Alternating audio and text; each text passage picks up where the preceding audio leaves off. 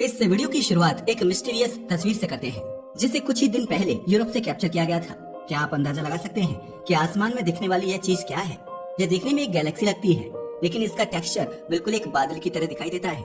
Internet पर कई लोगों ने गैस किया कि यह AI जनरेटेड इमेज है, लेकिन मैं आपको बता दूं कि यह एक रियल तस्वीर है जिसे फोन की कैमरा से कैप्चर किया गया है। तो क्या आप इस बात का अनुमान लगा सकते हैं कि यह क्या चीज हो सकती है? खैर, पिछले कुछ दिनों में एस्ट्रोनॉमी की फील्ड में कई सारी डिस्कवरीज हुई हैं और कई ऐसी खबरें भी सामने आई हैं जिन्हें सुनने के बाद आपके भी होश उड़ जाएंगे।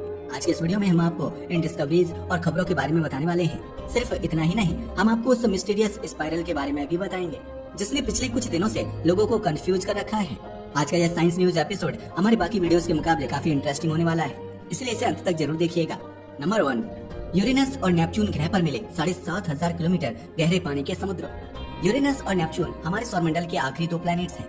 जहां यूरेनस ग्रह पृथ्वी से करीब 3 अरब किलोमीटर दूर है, वहीं नेपच्यून ग्रह की दूरी ऑन एवरेज 4.5 अरब किलोमीटर रहती है। इतनी ज्यादा डिस्टेंस होने की वजह से इन प्लैनेट्स पर हिस्टोरिकली ज्यादा रिसर्च नहीं की गई है, लेकिन अब चीजें बदल रही हैं। वैज्ञानिक अब आउटर प्लैनेट्स पर ज्यादा से ज्यादा फोकस कर रहे हैं, क्योंकि उनके मुताबिक इन प्लैनेट्स को समझना एक्सो प्लैनेट्स को समझने के लिए बहुत इंपॉर्टेंट है।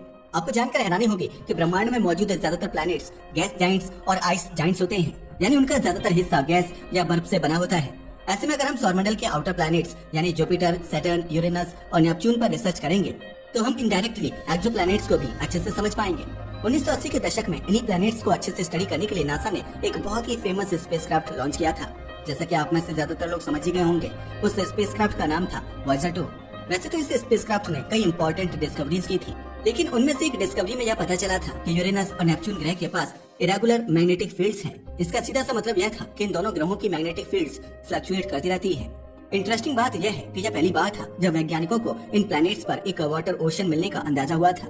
इससे भी इंटरेस्टिंग बात यह है कि हाल ही में इस बात को काफी हद तक कंफर्म कर दिया गया है।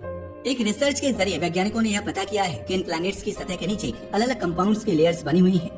जब ये कंपाउंड्स स्पेशली पानी मूव करते हैं तो प्लैनेट की मैग्नेटिक फील्ड में इरेगुलरिटीज आती है। रिसर्च के मुताबिक यूरेनस ग्रह की सतह के नीचे करीब 7,500 किलोमीटर गहरा समुद्र है। इस समुद्र के खत्म होते ही एक हाइड्रोकार्बन की लेयर शुरू हो जाती है, जिसमें अमोनिया और मीथेन जैसे कंपाउंड्स प्रेजेंट हैं। जब यह लेयर खत्म होती है तो यूरेनस का कोर आ जाता है, जो एक पत्थर की गेंद जैसा है। हैरानी वाली बात तो यह है कि इस कोर का साइज ऑलमोस्ट मरकरी प्लैनेट जितना है। वैज्ञानिक बताते हैं कि इन प्लैनेट्स की वाटर लेयर में ऑर्गेनिक कंपाउंड्स भी मौजूद हो सकते हैं। यह ऑर्गेनिक कंपाउंड्स कई बार लाइफ फॉर्म्स को डेवलप होने में मदद करते हैं। वैसे तो इस बात की कोई गारंटी नहीं है कि इन समुद्रों में जीवन मौजूद होगा, लेकिन इसके बावजूद वैज्ञानिक इन पर डीप रिसर्च करना चाहते हैं। सिर्फ प्लैनेट्स ही नहीं, बल्कि वैज्ञानिक प्लैनेट्स के मून्स पर भी नजर रखे हुए हैं। नासा अपने अगले बड़े मिशन में शनि ग्रह के चांद यूरोपा पर एक स्पेसक्राफ्ट लॉन्च करने वाला है। यह स्पेसक्राफ्ट वहां लैंड होने के बाद जमीन में ड्रिलिंग स्टार्ट करेगा, ताकि सतह के नीचे मौजूद समुद्र के एविडेंस ढूंढे जा सके। यूरेनस और नेपच्यून पर हुई यह डिस्कवरी आगे चलकर बहुत इंपॉर्टेंट साबित हो सकती है। इससे न सिर्फ हमें अपनी सोलर सिस्टम के बारे में जानने को मिलता है, बल्कि बाहरी अंतरिक्ष में मौजूद एक्सोप्लैनेट्स को स्टडी करना भी काफी आसान हो जाता है। नंबर 2, नासा की एक ऐसी जॉब जिसमें आप बेड पर लेटे रहकर 16 लाख रुपए तक कमा सकते हैं। बेड पर लेटे रहना और रेस्ट करना किसे नहीं पसंद, और वहीं इस चीज के लिए अगर पैसे मिलने लगे तो इससे अच्छी बात क्या हो सकती है। यह भले ही सुनने में एक ड्रीम जॉब लगे, लेकिन आपको जानकर हैरानी होगी कि नासा और यूरोपियन स्पेस एजेंसी ऐसी जॉब्स असलियत में ऑफर कर रहे हैं। सुनीता विलियम्स के अंतरिक्ष से वापस आने के बाद यह दोनों स्पेस एजेंसीज एक रिसर्च को कंडक्ट करना चाहती हैं। इस रिसर्च में वे अलग अलग लोगों को 60 दिन के एक बेड रेस्ट पर रखेंगे। इस बेड रेस्ट में वे इस बात को नोटिस करेंगे कि लंबे समय के रेस्ट की वजह से इंसानी बॉडी पर क्या असर पड़ता है। ध्यान रखने वाली बात यह है कि यह कोई नॉर्मल बेड रेस्ट नहीं होगा। इसे एक सिमुलेटेड माइक्रो ग्रेविटी एनवायरनमेंट में परफॉर्म किया जाएगा, यानी कि आपको 6 डिग्री टेढ़े बेड पर बिना ग्रेविटी के लेटे रहना पड़ेगा, बिल्कुल वैसे ही जैसे ज्यादातर एस्ट्रोनॉट्स जीरो ग्रेविटी में रहते हैं। वैसे तो इस रिसर्च को करने के पीछे कई सारे कारण हैं, लेकिन इनमें से सबसे इम्पोर्टेंट कारण एस्ट्रोनॉट्स की हेल्थ को माना जाता है। नासा और ESA यह सुनिश्चित करना चाहते हैं कि उनके द्वारा भेजे गए एस्ट्रोनॉट्स को अंतरिक्ष में जाने का कम से कम नुकसान झेलना पड़े। जब ह्यूमन बॉडी जीरो ग्रेविटी में ज्यादा टाइम स्पेंड करती है तो उसमें कई सारे चेंजेस आने लगते हैं। इनमें से ज्यादातर चेंजेस रिवर्सिबल होते हैं, लेकिन कई बार यह काफी घातक भी साबित हो सकते हैं। अंतरिक्ष में लंबे समय तक रहना हमारी मसल्स और बोन्स के लिए काफी हानिकारक होता है। वैज्ञानिक यह कई सारी स्टडीज में प्रूव कर चुके हैं कि जीरो ग्रेविटी में रहने से मसल और बोन डेंसिटी कम होने लगती है। इससे न सिर्फ एस्ट्रोनॉट का शरीर कमजोर हो जाता है, बल्कि पृथ्वी पर वापस आने के बाद उसे फ्रैक्चर जैसी समस्याओं को भी झेलना पड़ सकता है। इस स्टडी में वैज्ञानिक न सिर्फ पार्टिसिपेंट्स की हेल्थ को ऑब्जर्व करेंगे, बल्कि उसे बैलेंस में रखने की भी कोशिश करेंगे। ऐसा करने के लिए आर्टिफिशियल ग्रेविटी को टेस्ट किया जाएगा। दरअसल जब किसी चीज को तेजी से घुमाया जाता है तो सेंट्रीफ्यूगल फोर्स जनरेट होता है। अगर इस सेंट्रीफ्यूगल फोर्स को कंट्रोल किया जाए तो इससे आर्टिफिशियल ग्रेविटी क्रिएट की जा सकती है। वैज्ञानिक इसी आर्टिफिशियल ग्रेविटी को रिसर्च के पार्टिसिपेंट्स पर टेस्ट करना चाहते हैं। ऐसा करने के पीछे उनका गोल जीरो ग्रेविटी में होने वाले नुकसानों को रोकना है। वैज्ञानिक बताते हैं कि आगे चलकर हम मून एंड मार्स पर कॉलोनीज बसाने वाले हैं और ऐसा करने के लिए एस्ट्रोनॉट्स को हेल्दी रखना एक बहुत ही इंपॉर्टेंट चीज है। आने वाले कुछ सालों में नासा अपने आर्टेमिस प्रोग्राम को लॉन्च करेगा। इस मिशन में कई एस्ट्रोनॉट्स चांद पर भेजे जाएंगे, जहां पर वह कुछ समय बिताकर रिसर्च करने की कोशिश करेंगे। अब भले ही यह मिशन कुछ दिनों का हो, लेकिन पृथ्वी से चांद तक जाने और वहां से वापस आने में काफी वक्त लगता है। इस पूरे टाइम एस्ट्रोनॉट्स अंतरिक्ष में ही बने रहेंगे, जिसका असर उनकी फिजिकल हेल्थ पर भी देखने को मिलेगा। वैज्ञानिक किसी तरीके से उनकी फिजिकल हेल्थ को एक बैलेंस में रखना चाहते हैं और यही कारण है कि वह इस स्टडी में हर एक पार्टिसिपेंट को 4 लाख से 16 लाख रुपए ऑफर कर रही है। 60 दिन बेड पर बने रहना भले ही सुनने में बहुत आसान लगे, लेकिन असल में यह काफी चैलेंजिंग होने वाला है। लेकिन अगर इसके बावजूद आप इस स्टडी में पार्टिसिपेट करना चाहते हैं तो आप नासा और ESA की वेबसाइट को चेकआउट कर सकते हैं। इस स्टडी के पीछे एक बहुत बड़ा मेडिकल कारण भी है। वैज्ञानिक ऐसी कंडीशंस को स्टडी करना चाहते हैं जिसमें एक इंसान की हड्डियां और मसल्स काम करना बंद कर देते हैं। ऐसी कई सारी बीमारियां हैं जिसमें बॉडी का मस्कुलोस्केलेटल सिस्टम खराब हो जाता है और पेशेंट ज्यादा मूवमेंट नहीं कर पाता। अगर इस स्टडी के जरिए कोई ऐसी चीज पता चलती है जो इस कंडीशन को रिवर्स कर पाए तो इसका फायदा सिर्फ एस्ट्रोनॉमी को ही नहीं बल्कि मेडिकल साइंस को भी होगा। आपको जानकारी होगी कि मेडिकल साइंस और एस्ट्रोफिजिक्स आपस में क्लोजली लिंक्ड हैं। बाहर से देखने पर भले ही एक दूसरे से बहुत डिफरेंट लगे, लेकिन पास्ट में एस्ट्रोफिजिक्स की वजह से मेडिकल साइंस में काफी सारी इनोवेशंस हुई हैं। इसका सबसे फेमस और अच्छा एग्जांपल है MRI यानी मैग्नेटिक रेजोनेंस इमेजिंग। आपको जानकारी होगी कि इस टेक्नोलॉजी को डिस्कवर करने वाले वैज्ञानिकों का मेडिकल फील्ड से दूर दूर तक कोई कनेक्शन नहीं था। वह तो एटॉमिक न्यूक्लियस और मॉलिक्यूल्स पर रिसर्च कर रहे थे, लेकिन उनकी रिसर्च में कुछ ऐसी चीजें डिस्कवर हुई जिसके जरिए MRI मशीन का इन्वेंशन हो गया।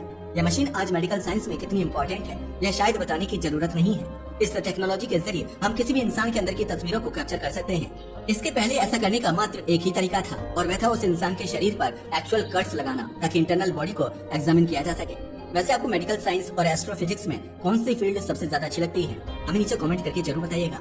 आइए आगे बढ़ते हैं अपनी अगली न्यूज की ओर। नंबर 3, यूरोप के आसमान में देखा गया एक मिस्टीरियस स्पाइरल। आपने आसमान में कई इंटरेस्टिंग चीजों को देखा होगा, लेकिन क्या आप अंदाजा लगा सकते हैं कि यह चीज क्या है?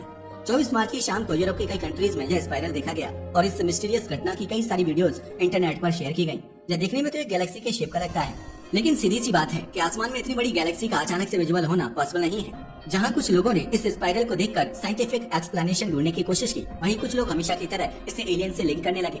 खैर, मैं आपको बता दूं कि यह ना तो कोई गैलेक्सी है और न ही इसका लिंक किसी एलियन सिविलाइजेशन से है। यह मिस्टीरियस स्पाइरल स्पेसएक्स के एक रॉकेट की वजह से क्रिएट हुआ है। दरअसल 24 मार्च की दोपहर को फ्लोरिडा के एक लॉन्च पैड से फाल्कन 9 नाम के एक रॉकेट को लॉन्च किया गया था।